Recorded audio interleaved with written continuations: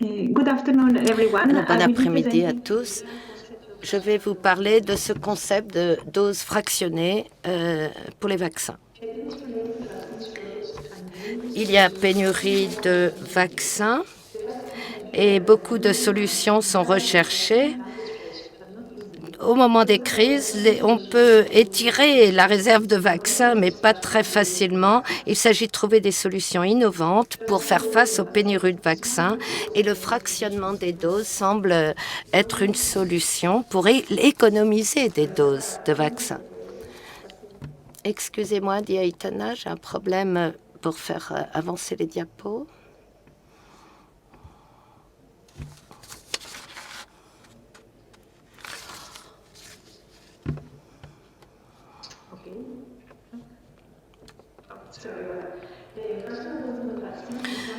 Le dosage fractionné des vaccins est l'une des doses qui permet d'économiser des doses quand on n'en a pas suffisamment pour toutes les personnes à vacciner. Cette stratégie est envisagée dans les situations de pénurie mondiale de vaccins pour rééquilibrer un processus de fabrication qui ne s'adapte pas assez vite aux besoins ou pour réduire les coûts élevés associés à certains vaccins. C'est un sujet d'intérêt depuis la fin des années 1930 et on a étudié l'administration d'une dose unique qui semblerait offrir une protection de plus longue durée.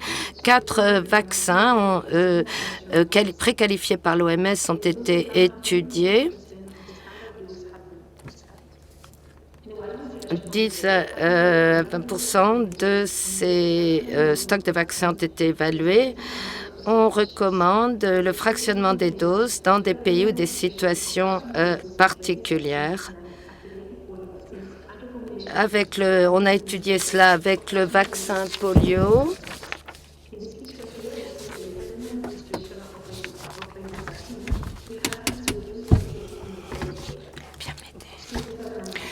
Depuis 2016, nous avons participé à plusieurs études sur les vaccins pour donner des informations pour la riposte aux épidémies. Le vaccin contre la fièvre jaune sont considérés comme sûrs, efficaces et une dose unique donnerait une protection pour toute la vie. Nous avons 4 vaccins qui ont été préqualifiés par l'OMS, mais ce n'était pas suffisant par rapport aux grosses flambées, aux flambées importantes. Et l'OMS a essayé de recommander le recours au fractionnement des doses et des études ont été réalisées par Biomanguinhos au Brésil. Mais il y avait une question de préférence du vaccin produit par Biomanguinhos. Pour apporter des preuves sur l'usage de ces doses fractionnées pour le vaccin contre la fièvre jaune, 2 essais cliniques ont été associés à des sous-études pour voir quelle approche conceptuelle était la meilleure. Ici, nous avons inclus les 4 vaccins préqualifiés par l'OMS et nous avons voulu évaluer les doses fractionnées des lots actuellement disponibles. Les doses fractionnées ont été définies comme 1/5 de la dose pleine pour chaque fabricant.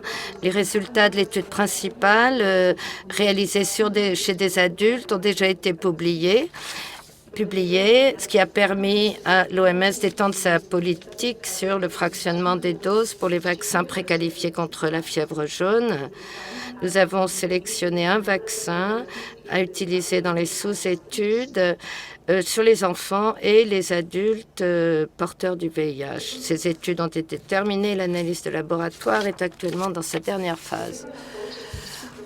La seconde approche visait à donner des informations sur la dose minimum requise et si elle était sûre et immunogénique. Dans cette étude, on utilise le vaccin contre la fièvre jaune fabriqué par l'Institut Pasteur de Dakar. 3 doses faibles ont été évaluées par rapport à la dose standard chez l'adulte. Les premières doses plus faibles de 1000 unités internationales par dose correspondent aux recommandations minimum établies par l'OMS. Est basé sur des données historiques, mais ça n'a jamais été officiellement évalué. Nous évaluons actuellement la dose la plus faible possible qui montrerait une non-infériorité dans la séroconversion par rapport à la dose standard complète. Les résultats de cette étude pourraient avoir un impact sur le processus de fabrication parce que ça permettait de réduire la quantité de concentration de virus par dose et ça nous permettrait de mieux comprendre les résultats du premier essai. Alors, beaucoup de leçons pour les essais futurs. D'abord, une des premières décisions sur la conception des essais sur le fractionnement des doses porte sur la fraction étudiée. Cette fraction doit pouvoir fournir une protection suffisante, bien qu'étant plus faible que la dose complète.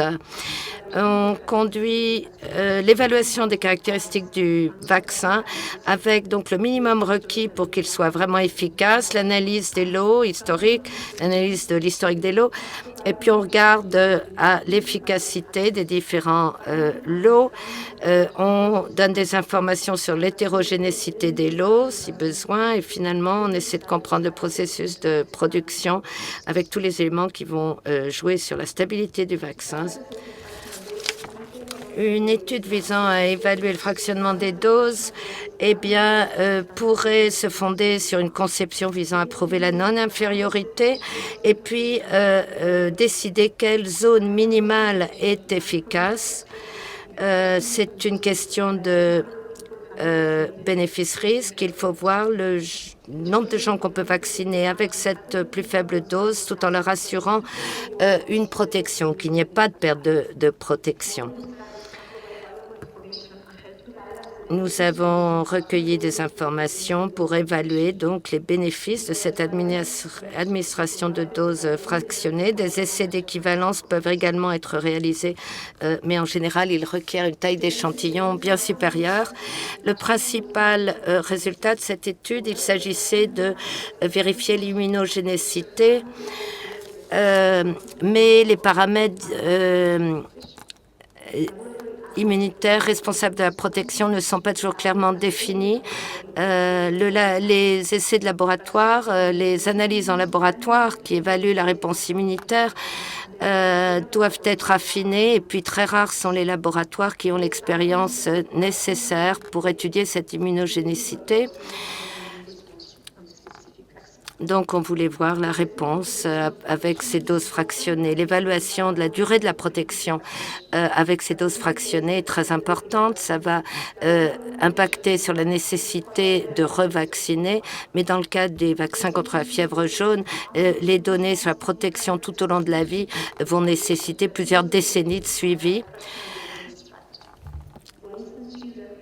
Mais beaucoup de populations peuvent bénéficier d'une stratégie de dose fractionnée. Les enfants, par exemple, peuvent avoir une réponse immunitaire plus faible que les adultes, notamment dans le cas du vaccin contre la fièvre jaune. Et puis, il y a les questions de sécurité, de tolérance, qui aboutissent à des profils de tolérance différents.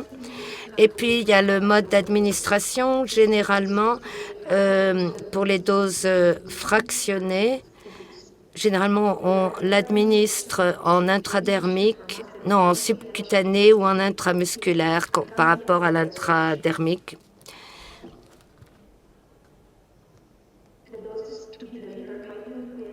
Et on pense que la voie intradermique accroît l'immunogénicité et l'efficacité des vaccins. Il y a aussi le problème des seringues, les seringues auto-bloquantes. Mais pour administrer une dose plus faible, comme 0,1 millilitre, les aiguilles ont un coût plus court ou plus long et il faut veiller à avoir les bonnes aiguilles pour les doses fractionnées. Donc intramusculaire ou intradermique. Il faut trouver donc des méthodes alternatives d'injection avec de meilleures aiguilles. Avec les doses fractionnées, les participants avaient la possibilité de recevoir la dose standard, la dose complète à la fin de l'étude pour être sûr, si vous voulez être sûr d'être protégé.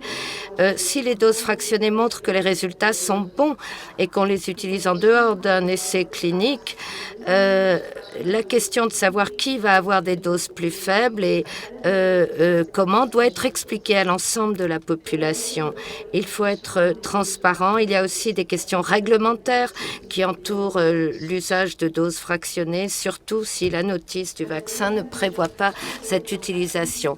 Donc, les doses fractionnées de vaccins peuvent être une solution quand il s'agit d'économiser des doses de vaccins trop rares. On peut évaluer au cas par cas, à la vue des objectifs de la vaccination et des caractéristiques d'un vaccin particulier. Il y a les vaccins apportent des solutions à des crises, mais ce n'est pas si facile, évidemment, de disposer d'un vaccin. Nous avons pu assesser avec succès le recours à des doses fractionnées dans le cas des vaccins recommandés ou préqualifiés par l'OMS contre la fièvre jaune. Et une étude évaluant la dose fractionnée pour un vaccin conjugué contre les maladies à pneumocoques va démarrer plus tard cette année.